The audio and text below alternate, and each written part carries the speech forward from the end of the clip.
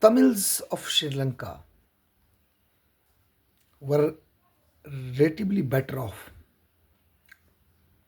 than the Sinhala population of the island, and this became possible because of multiple factors. First was that the Britishers were dealing with Tamils in India, in Malaysia, in many other parts of the world. So due to that, they had a better bonding and better understanding with Tamilians. Moreover, when they started ruling Sri Lanka, they opened up English medium schools in northern part where Tamil were in majority. It cannot be denied that it may be also be the demand of a Tamilian community that they need English education, while on the other hand, Sinhala population lacked its own vigor for English education maybe, and neither the government focused so much on education. And this helped Tamilian to become well represented in the rather overrepresented in the Sri Lankan government and official posts in different educational and administrative posts. And this gradually developed into a kind of grudge and helplessness among the majority Sinhala population. And once, when Britishers liberated the island, it started reflecting in the politics of the Sri Lanka. Mr. Jai Bardhina,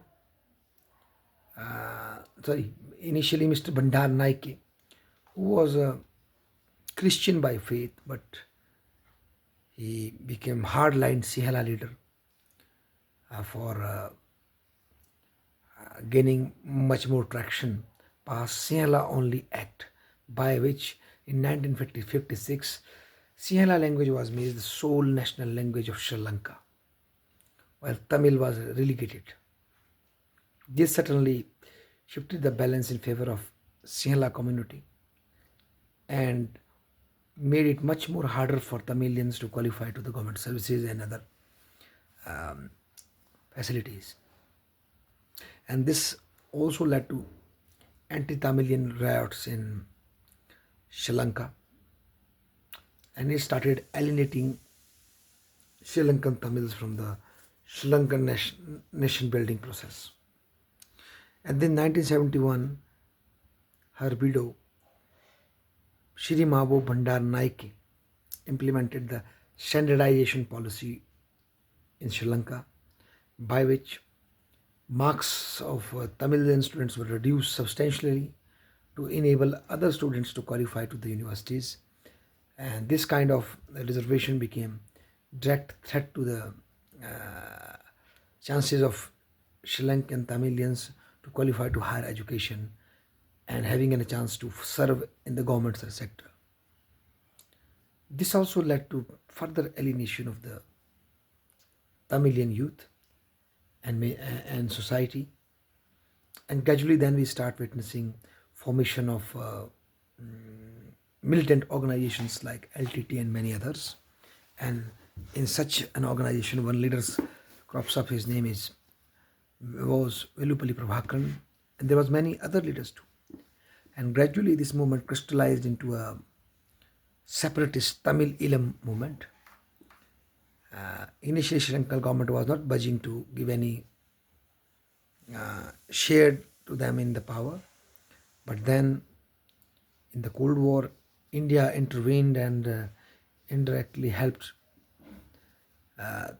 Tamil separatist groups to organize, trained, and once they become trained and started show their mettle by using assassination and other kind of techniques, Sri Lankan government was pressurized. Then in 1983, after riots against Tamilians, an open civil war began, which ended in 2009 with interim periods of ceasefire agreements and then violation. And during this period, India intervened by sending its army to form a kind of federation in Sri Lanka. But LTT and other militant organizations refused, and they were not in favor of devolution. They were looking to formulate a form of separate state completely, because India was not the sole mediator in this dispute, and Tamils in Malaysia and Singapore in West were also involved in it. So LTT felt very much powerful. So they had direct conflict with the Indian army. And subsequently, even Sri Lankan government started abusing and accusing Indian army. Then India decided to take its army back. And after that, we also witnessed a series of fights. And last fight came when Mahinda Rajapakse was at the helms of Sri Lankan government, and they were able to suppress this separatist movement. Nowadays, and it is very important to know about LTT.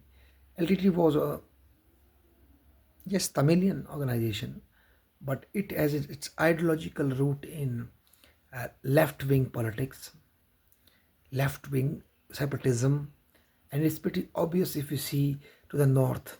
In Tamil Nadu, we see DMK, DIM, AMK. They both represent left of the center parties. So Tamil population in its majority is a secularized population, and they have a tilt for leftist ideology, and which they adopted in this guerrilla warfare, and they used violence as a tactics to pressurize Sri Lankan government, but finally they were defeated.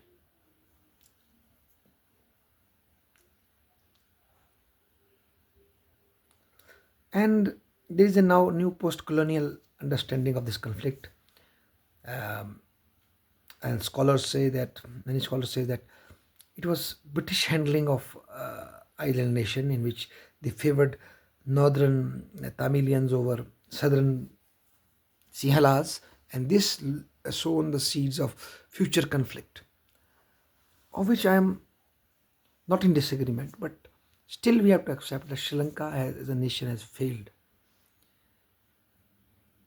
to build its nation on a more accommodative paradigm, on the basis of more accommodative institutions, so that differences doesn't really boil down to creating a violence or civil war. So merely blaming British or holding British only to uh, holding British to that they are accountable for this all this mess which happened in Sri Lanka really absolves all those peoples like Bandar Naike and his wife and other politicians of Sinhala community, majority community, and also Prabhakaran and his ilk, who used violence as a means to settle their disputes, and merely blames past for all what has happened. And it will not really solve the solution, and rather it will not bring the solution to the problem. And rather, Sri Lankan conflict is an example that we have to build sound institutions which are accommodated, which are representative, which are inclusive, if we want to build a strong nation. Thank you.